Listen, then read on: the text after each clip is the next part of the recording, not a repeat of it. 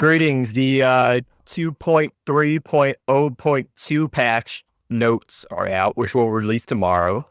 I confirm what they already said, but it's going to be a triple rerun banner. Thighs, Mariam, and Wanda. I recommend pulling for Thighs, Mariam, Thighs Wheel, and Mariam Wheel, and not for Wanda. Again, all of your pulls are going to be gone. These are two S tier, A tier support units, Thighs especially, and the Dorisine buffs numbered in detail, and the Tulu buff, Faros buff, and minor Wanda buff. The numbers are all out now. So these are the patch notes in game. They also have it on a Google Sheet here, or not Google Sheet, Word document here. So if you want to just pause the video here and have this, just screenshot this, or go over with me as I compare the numbers to what we have in game at the current state. So in case that Word document is blurry for you guys, I'm going to scroll through slowly here and detail it. So Dorisine, what happens is everyone gets access to his Evernight Rebel, which is his derivative card from his E3, but a nerf version of it. So the version every free-to-play player who has E0, E1, E2 will do a third of the damage.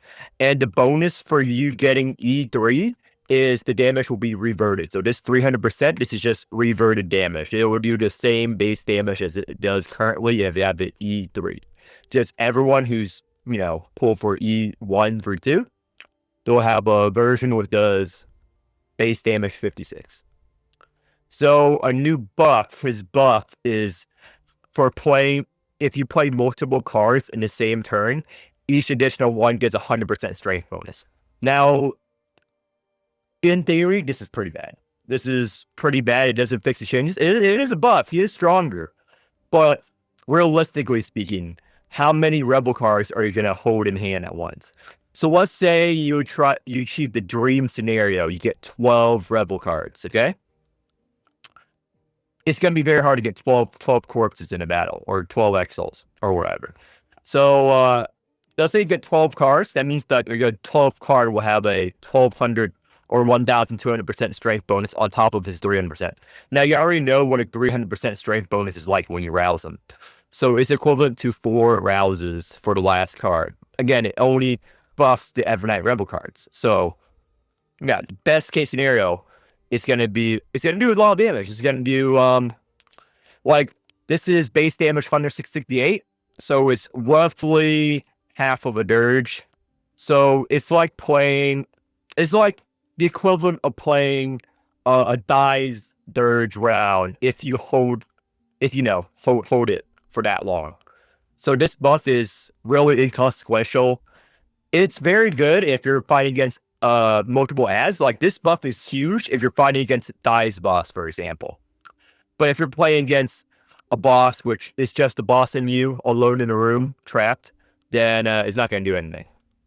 But I will showcase this, obviously. I will do a run, Sunday video, make a video of all the changes and how it plays in practice. I will farm 12 cards to see what it's like. So I'm probably going to do D-dive, because the boss is probably going to die in any normal scenario. So I'm going to bump the HP to 200%.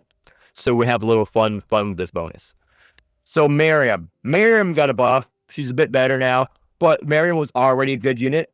This doesn't change her place on the tier list. She's still A tier because she cannot compete with Thighs. Thighs is better. Remember, my tier list is in comparison to other Awakers, in comparison to other supports. Thighs is just better than Mariam, but Mariam is the best blue support unit. She's still very good. She's better than any old trash unit, because she does provide alien miss battery. She does provide strength scaling. She does provide tentacle scaling. She does provide all that and nice heals as well. But Thighs is Exo. It's way too strong. Thighs does everything. Mariam does almost everything. And she's recommended in the Manchi Sangha comp if you want 36,000, D-dive score. So her buff is all Awaker tentacle damage increased by 5 to 15%. This is her buff, and for every Lemuria Awaker you have, the value is decreased by additional 2%. Now, this might seem low, but the way tentacle math works is actually bigger than you think. So this is an indirect buff to Tulu, Goliath, Mariam, and Faros. So if you have Mariam on your team, it's already 2%, and on top of this, so this is Soul Forge. This is only in Arc 2. So if you're playing Mariam Arc 1, nothing has changed. But this is a nice buff to tentacle damage. You run her with Tulu usually, and Faros might be viable endgame. Like she's still viable endgame. She's just a slot in your D-tie top because she's a good unit at E0. But this might change. I might update her on tier list. I might recommend E3 now. Because right now you're playing her for her Exo only. You can rewind Faros, you can put her in the black pool and all day, every day. Because functionally in her current state, at E0 and at E3, she functions the same. Because her card does too little damage or too little effect because it's flat poison on her, 1 cost. But her 2 cost doesn't get that huge of a buff. So this is her new Soul Forge aptitude. And remember, this is Arc 2 counts. If you're still playing chapters 1 through 9, you can ignore this. This does not affect you. If you're playing an Arc 2 or Events or D-type, this affects you. So for every talent point, her poison damage increases up to 15%. This is pretty good for a poison Mariam comp. But again, 24 does this, but better. But End of Lost City of Lemuria, this is a card. Command, yeah, this is, they're pretty bad of translations there. This is confusing, but this is just one of her cards. Lost City of Lemuria round. I think they should change this to after you played Lost City of Lemuria. Command all tentacles to attack at once, but attack, blah, blah, talent. No, this is a different talent. Homesick Shield. So now she has a nice damage amp, a bonus. So if you run damage amp wheels and damage amp shit on her, she gets this.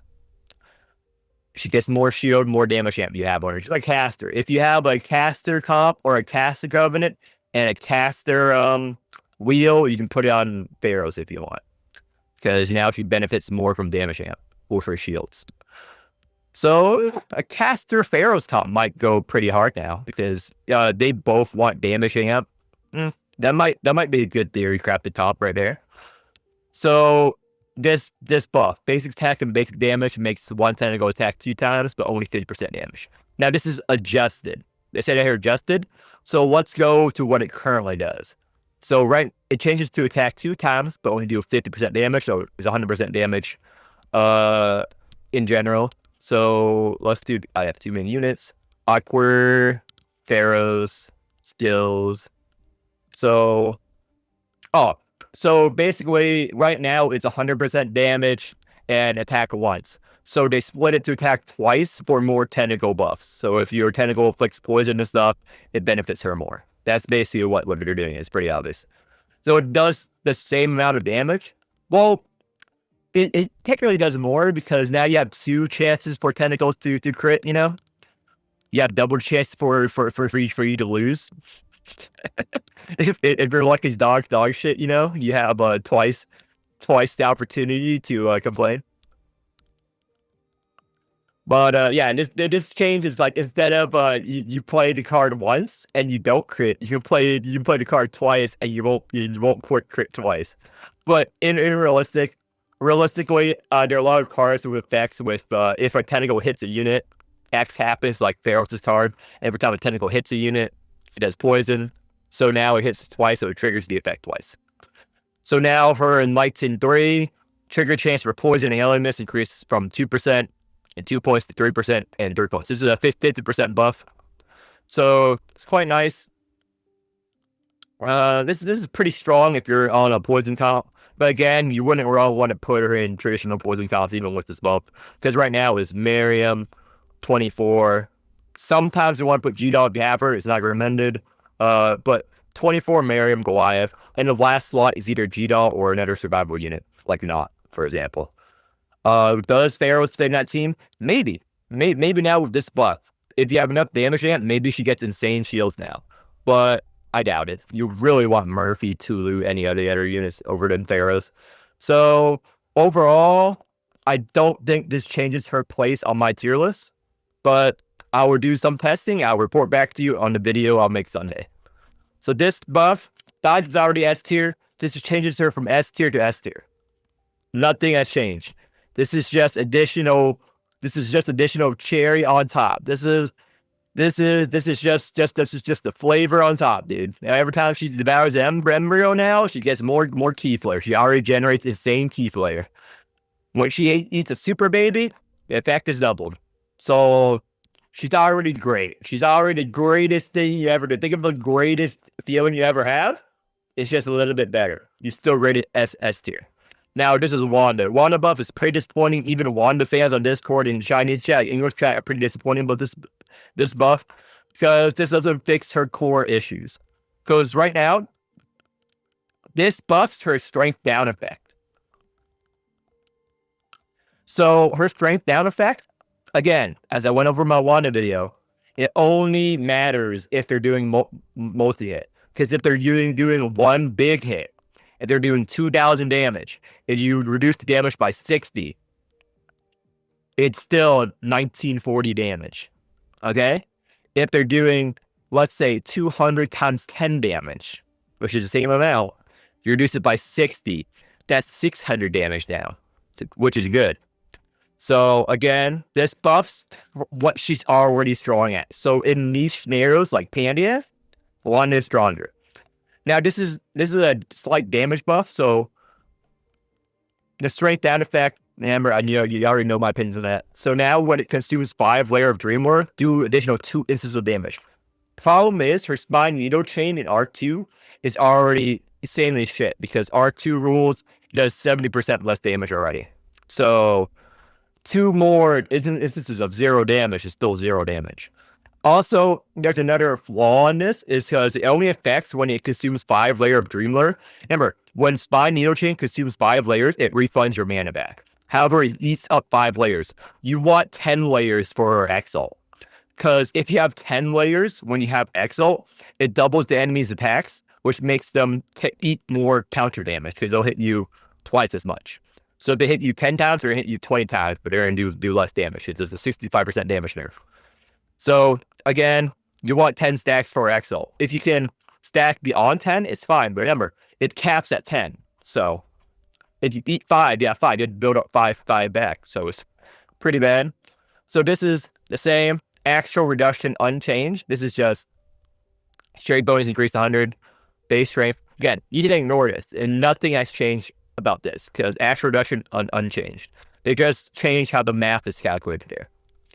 Now, this is a pretty bad buff. When he eats 5 layers, you know what the problem is here? 5 layers, counter increased by 50% attack to 60% attack. Wow.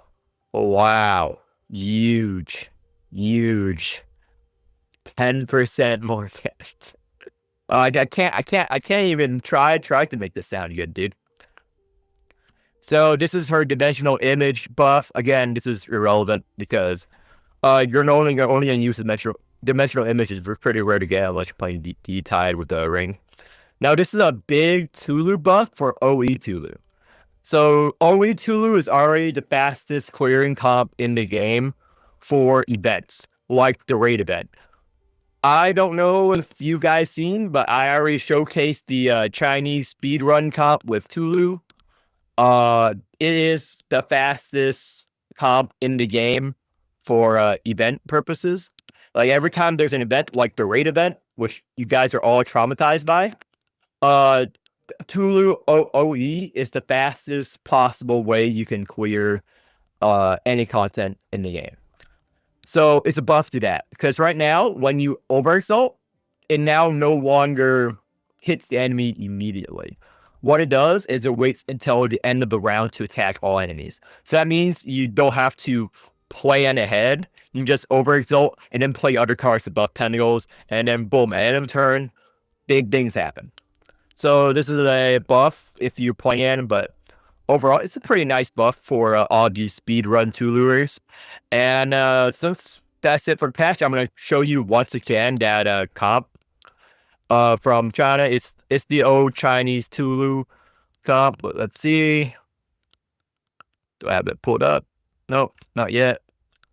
Let's just display capture. Here we go. Let me just display capture. This is the old Tulu comp. This is a minute clear of the raid event, Mariam. I know that most of you guys spent 6 hours on this event. The Chinese players can do it in 20, 30 minutes with this comp. So instead of spending 6 hours, you could have done this event a minute a run.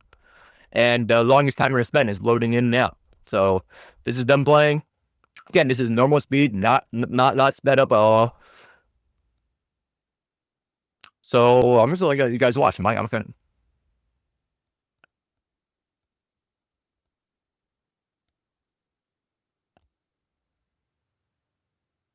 Boom, boom, boom. Nope, Cockpit is already out with his big cock.